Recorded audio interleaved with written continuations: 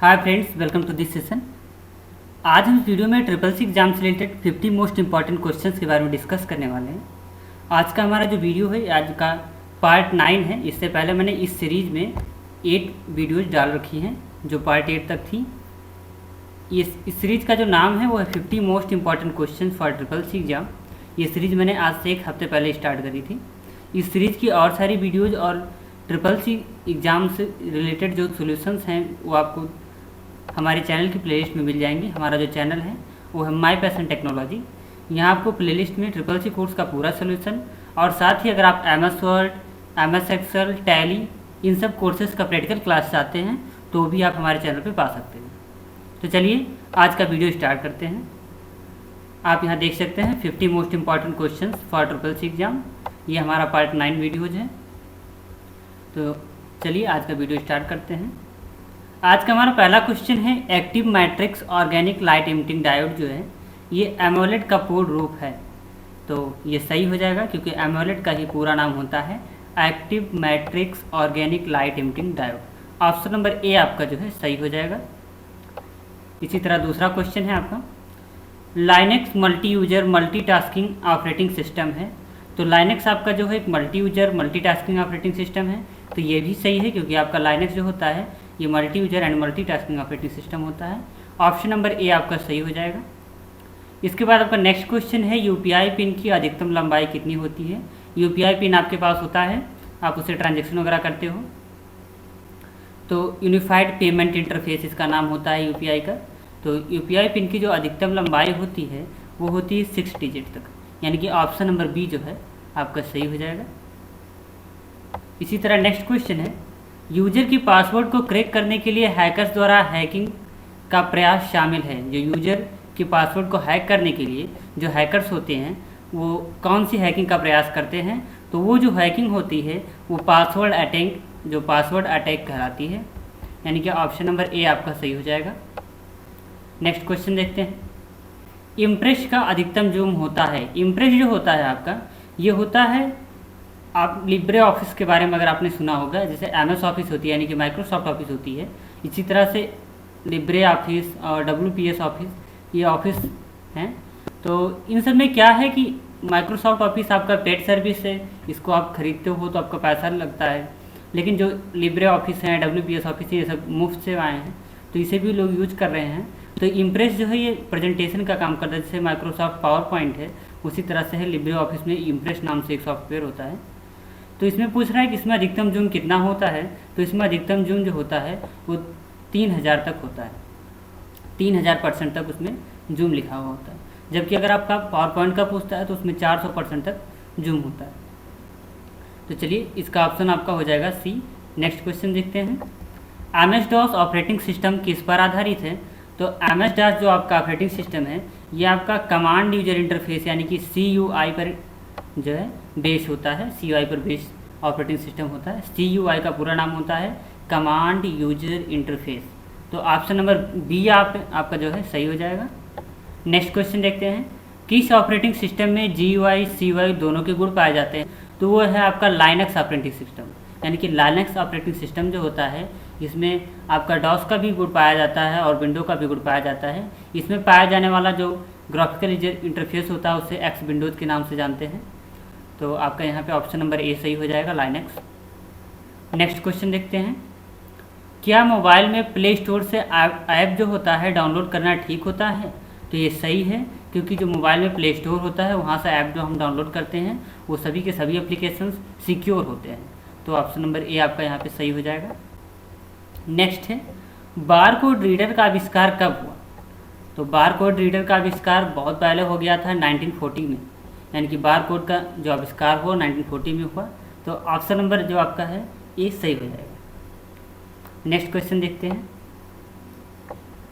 Colour monitor अधिकतम कितने रंगों में डिस्प्ले प्रदर्शित करता है।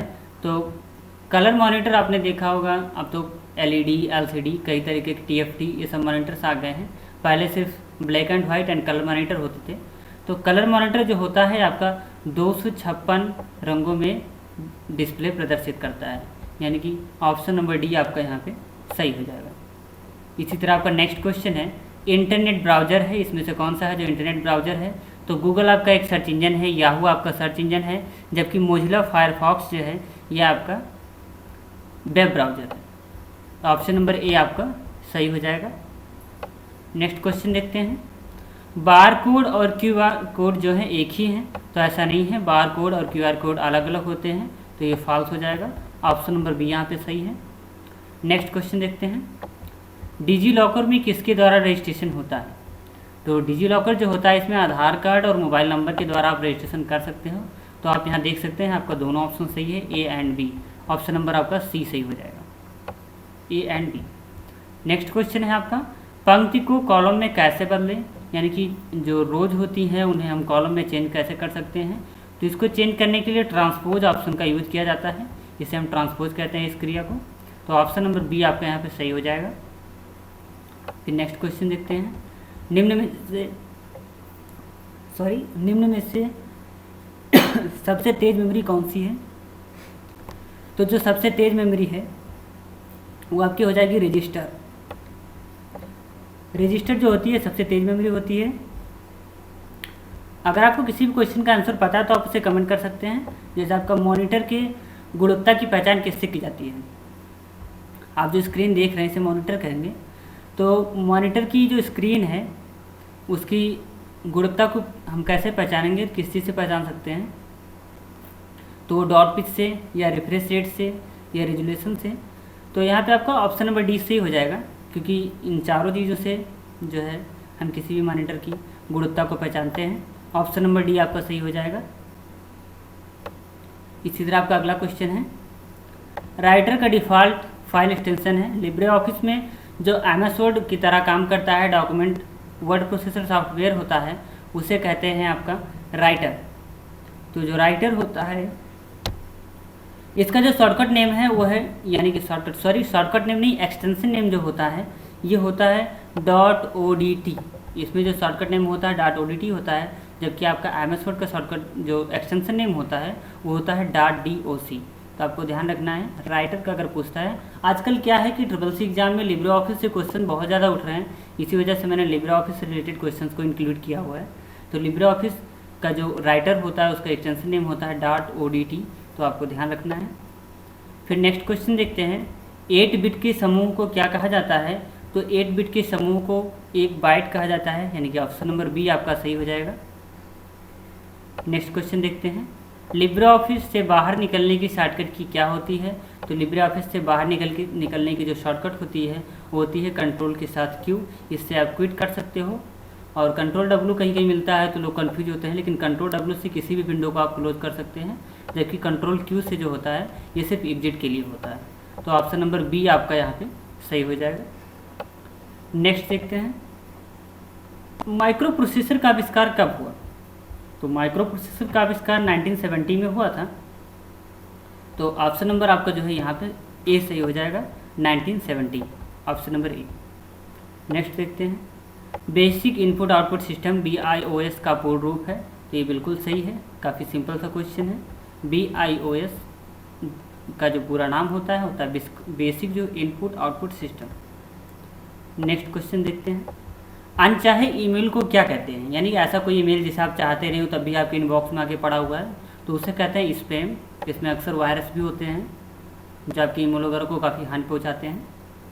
तो आपका ऑप्शन नंबर ए आपका यहाँ पे सही हो जाएगा, स्पैम। नेक्स्ट है। बैंक में चेक व ड्राफ्ट के लिए किस मशीन का इस्तेमाल किया जाता है? यानी कि बैंक में चेक व ड्राफ्ट जो होती हैं इनको यूज करने के लिए किस मशीन का इस्तेमाल किया जाता है? तो वो होता है MICR। MICR का पूरा नाम होता है magnetic ink character recognition. Magnetic ink character recognition. आपका अगर आपने देखा होगा चेक बुक या चेक आपने देखा होगा तो उसमें नीचे कुछ टेढ़े टेढ़े नंबर लिखे रहते हैं जो कि मैग्नेटिक इंक के द्वारा लिखे रहते हैं, उनको इसी मशीन के द्वारा पढ़ा जाता है या उसे रिकॉग्नाइज किया जाता है। तो ऑप्शन नंबर ए आपका यहाँ पे सही हो जाएगा। नेक्स्ट है। OSI एक नेटवर्क मॉडल है जो दो कंप्यूटर के मध्य डेटा सेंड करने और रिसीव करने की अनुमति देता है। तो OSI एक नेटवर्क मॉडल है जो कंप्यूटर के मध्य डेटा सेंड करने और रिसीव करने की अनुमति देता है। तो ये बिल्कुल सही है, ऑप्शन नंबर ए आपका सही हो जाएगा। नेक्स्ट है। लिब्रे ऑफिस में फाइंड एंड रिप्लेस का ऑप्शन किस मेनू में होता है? तो लिब्रे ऑफिस जो है आपका 2003 जो था MS ऑफिस उसी तरह इसमें मीनू होते हैं, ना कि टैब होता है। तो लिब्रे ऑफिस में जो आपको फाइंड एंड रिप्लेस का ऑप्शन मिलेगा ये आपको एडिट मेनू में मिल जाएगा। ऑप्शन नंबर बी आपका सही हो जाएगा यहाँ पे, एडिट। नेक्स्ट देखते हैं, फोल्डर नेम में 9 अक्षर से ज़्यादा लंबाई नहीं हो सकती। तो ऐसा नहीं है, फोल्डर में 9 अक्षर से ज़्यादा भी हो सकते हैं कैरेक्टर्स, उसमें कोई दिक्कत नहीं, 9 कैरेक्टर से ज़्यादा आप यूज़ कर सकते हो। तो ऑप्शन नंबर बी आपका यहाँ पे सही हो जाएगा, फॉल्स। नेक्स्ट है, नेटिक्विट ईमेल से बात करने का एक तरीका है। तो नेटिक्विट ईमेल से बात करने का एक तरीका है, ये सही है। ऑप्शन नंबर ए आपका यहाँ पे सही हो जाएगा। नेक्स्ट है, ई गवर्नेंस योजना की शुरुआत कब हुई। तो ई गवर्नेंस योजना जो है इसकी शुरुआत 2006 या आप कह सकते हैं 2006 में हुई थी। 2006 में ई गवर्नेंस की सेवा फर्स्ट टाइम स्टार्ट हुई थी। तो ऑप्शन नंबर ए आपका यहाँ पे सही हो जाएगा। नेक्स्ट है, निम्न में से कौन सा ऑपरेटिंग सिस्टम पोर्टेबल है। इसमें कौन सा ऐसा ऑपरेटिंग सिस्टम है जो पोर्टेबल है। तो लाइनक्स ऑपरेटिंग सिस्टम सबसे पोर्टेबल ऑपरेटिंग सिस्टम होता है। तो ऑप्शन नंबर डी आपका यहाँ पे सही हो जाएगा, लाइनक्स। इसी तरह नेक्स्ट क्वेश्चन है, वह कौन सा नेटवर्क डिवाइस है जो ब्रिज की तरह काम करता है और अलग अलग प्रोटोकॉल को भी संभालता है। तो अलग अलग प्रोटोकॉल को संभालने की बात हो रही है, इसी वजह से यहाँ पे गेटवे यूज किया जाएगा। अगर एक समान प्रोटोकॉल को संभालने की बात होती तो वहाँ पे ब्रिज होता, लेकिन जो ब्रिज की तरह काम कर रहा है और अलग अलग नेटवर्क के लिए काम कर रहा है तो उसे हम कहेंगे गेटवे। ऑप्शन नंबर सी आपका यहाँ पे सही हो जाएगा। नेक्स्ट है, ईमेल एड्रेस में कितने पार्ट होते हैं। तो ईमेल एड्रेस में 2 पार्ट होता है, एक होता है यूजर नेम जैसे आपका नाम होता है, और @ के बाद वाला जितना पार्ट होता है वो आपका डोमेन नेम होता है, और @ के पहले का जो पार्ट होता है वो आपका यूजर नेम होता है। यानी कि 2 पार्ट होते हैं ईमेल में। ऑप्शन नंबर ए आपका सही हो जाएगा, 2 पार्ट। नेक्स्ट है, निम्न में तेज़ गति से डेटा भेजने वाला केबल कौन सा है। तो इसमें से कौन सा ऐसा केबल है जो तेज़ी गति से डेटा भेज सकता है। तो वो आपका है ऑप्टिकल फाइबर केबल जो होता है, ये होता है तेज़ डेटा को भेजने के लिए। तो ऑप्शन नंबर सी आपका यहाँ पे सही हो जाएगा, ऑप्टिकल फाइबर। नेक्स्ट है, राउटर जो होता है नेटवर्क में ट्रैफिक कंट्रोल करने का काम करता है। तो राउटर सच में नेटवर्क में ट्रैफिक कंट्रोल करता है। तो ऑप्शन नंबर ए आपका यहाँ पे सही हो जाएगा। नेक्स्ट देखते हैं, नेक्स्ट है, फायरवॉल इंटरनेट की स्पीड कंट्रोल करता है। तो ऐसा नहीं है, फायरवॉल इंटरनेट की स्पीड काम करने के लिए नहीं यूज किया जाता, यानी कि ऑप्शन नंबर बी आपका सही हो जाएगा, फॉल्स। नेक्स्ट है, ARPANET नेटवर्क को NSF नेट और कुछ दूसरे प्राइवेट नेटवर्क ने इंटरनेट में बदला। तो ये सही है, ARPANET नेटवर्क जो था ये आपका पहला इंटरनेट नेटवर्क था। इसमें बाद में कई सारे प्राइवेट नेटवर्क जो हैं वो जुड़ करके बाद में इसे इंटरनेट का रूप दिया गया। तो ऑप्शन नंबर ए आपका जो है ट्रू सही हो जाएगा। नेक्स्ट है, कंपाइलर और इंटरप्रेटर स्वयं क्या हैं। तो कंपाइलर और इंटरप्रेटर जो है एक स्वयं एक प्रोग्राम है जो कि हाई लेवल लैंग्वेज को मशीन लेवल लैंग्वेज में बदलने का काम करते हैं। नेक्स्ट है, PSTN का पूर्ण रूप है, यानी कि PSTN का पूर्ण रूप क्या होता है। तो इसका पूरा नाम होता है पब्लिक स्विच टेलीफोन नेटवर्क। तो public switch telephone network option number A आपका जो है ये सही हो जाएगा। नेक्स्ट क्वेश्चन देखते हैं, कंप्यूटर साक्षरता दिवस मनाया जाता है। कंप्यूटर साक्षरता दिवस कब मनाया जाता है। तो कंप्यूटर साक्षरता दिवस जो होता है ये 2 दिसंबर को मनाया जाता है। तो ये क्वेश्चन भी कई बार रिपीट किया गया है, तो इसे आप जनरल अवेयरनेस के लिए ज़रूर याद रखें। वैसे भी आपसे सिंपली कोई पूछ सकता है कि कंप्यूटर साक्षरता दिवस कब मनाया जाता है। तो ये होता है 2 दिसंबर को। इसके बाद नेक्स्ट क्वेश्चन है आपका, आईसी को अन्य किस नाम से जानते हैं। तो आईसी को सिलिकॉन चिप भी कहा जाता है, क्योंकि ये सिलिकॉन के एक टुकड़े पर बनाया जाता है, तो इसी वजह से इसे सिलिकॉन चिप भी कहते हैं। ऑप्शन नंबर बी आपका सही हो जाएगा। MS एक्सेल में डॉट ऐसा नियम है जो वैल्यू के पूर्वानुमान में मदद करता है। तो MS एक्सेल में गोल सीक एक ऐसा नियम होता है जिससे आप किसी भी वैल्यू के पूर्वानुमान में इसमें मदद मिलती है। तो ऑप्शन नंबर सी आपका यहाँ पे सही हो जाएगा। नेक्स्ट क्वेश्चन है, MS एक्सेल में has name question mark error का मतलब है। जब आप कहीं फार्मूले में एरर करते हो तो आपको सेल में कुछ इसी तरह इंटरफेस नज़र आता है, हैज नेम क्वेश्चन मार्क। तो ये होता है आपका फार्मूला एरर का सिंबल होता है। तो ये आपका ऑप्शन नंबर ए आपका यहाँ पे सही हो जाएगा। नेक्स्ट क्वेश्चन देखते हैं। नेक्स्ट क्वेश्चन है, वर्तमान में IP एड्रेस का आकार है। तो जो वर्तमान में IP एड्रेस हैं उनका आकार क्या है यहाँ पे पूछ रहा है। तो वर्तमान में जो IP एड्रेस है उनके आकार जो है उनका 4 बाइट्स का होता है। तो ऑप्शन नंबर बी आपका यहाँ पे सही हो जाएगा। अगर कहीं कहीं IPv6 वगैरह इन सबसे रिलेटेड क्वेश्चन आते हैं तो इनको आपको ध्यान रखना है। IP का पूरा नाम ही पूछता है, तो IP का अगर पूरा नाम पूछता है तो IP का पूरा नाम होता है इंटरनेट प्रोटोकॉल। नेक्स्ट है, किस ऑपरेटिंग सिस्टम के अंदर 2 या 2 से अधिक टर्मिनल प्रयोग होते हैं? तो वो कौन सा ऑपरेटिंग सिस्टम होता है जिसमें 2 या 2 से अधिक टर्मिनल यूज होते हैं? तो वो होता है आपका multi user operating system. Option number A आपका यहाँ पे सही हो जाएगा। नेक्स्ट है, अकाउंट पेई चेक से पैसे ले सकते हैं अकाउंट में, यानी कि अकाउंट पेई उसका नाम ही है, अकाउंट पेई चेक, यानी कि जिसे अकाउंट में पे किया जाए। तो ऑप्शन नंबर बी आपका यहाँ पे सही हो जाएगा, अकाउंट में।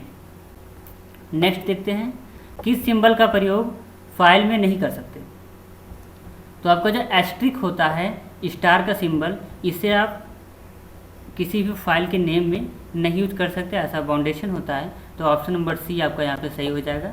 नेक्स्ट है, इंस्टेंट मैसेजिंग में किस सर्वर का प्रयोग होता है? तो इंस्टेंट मैसेजिंग में कौन सी सर्वर का प्रयोग किया जाता है? अगर आपको इस क्वेश्चन का आंसर पता है तो आप उसे जल्दी से कमेंट कर सकते हैं। इसका आंसर है चैट सर्वर।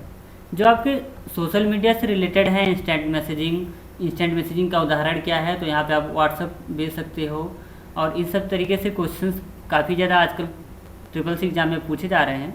तो इन सब क्वेश्चंस को आप ज़रूर नोट आउट करिए। वैसे तो मैं हमेशा से रिक्वेस्ट करता हूँ कि आप सारी क्वेश्चंस को जो वीडियोज़ में देखते हैं उसे ज़रूर नोट आउट करिए, इससे आपको थोड़ा फ़ायदा मिलेगा।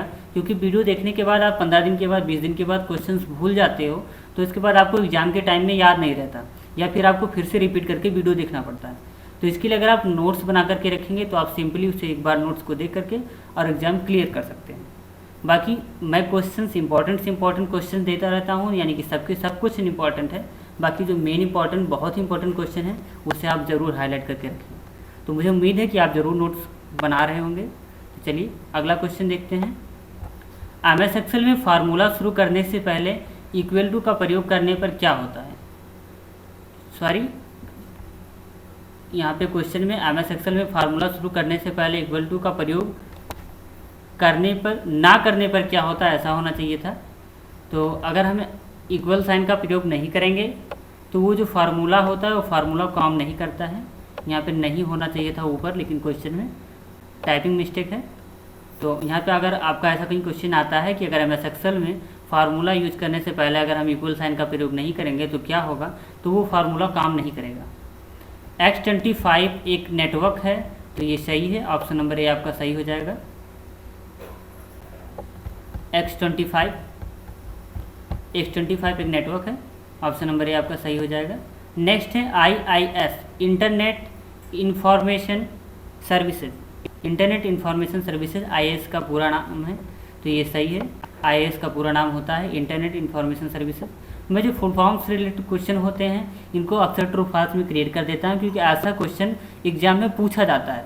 किसी भी फुल फॉर्म को दे देते हैं तो उससे क्या होता है, अगर आपको ज़रा सा भी कन्फ्यूजन है तो आप फुल कन्फ्यूजन में आ जाओगे। जब आपको ट्रू फॉल्स मिल जाएगा किसी फुल फॉर्म का, तो अगर आपको ज़रा सा भी उस फुल फॉर्म से रिलेटेड कन्फ्यूजन है तो आपका पूरा कन्फ्यूजन में बदल जाएगा, और आपको ट्रू करना है या फॉल्स आप कन्फ्यूज जाओगे और आप सही आंसर टिक नहीं कर पाते हो।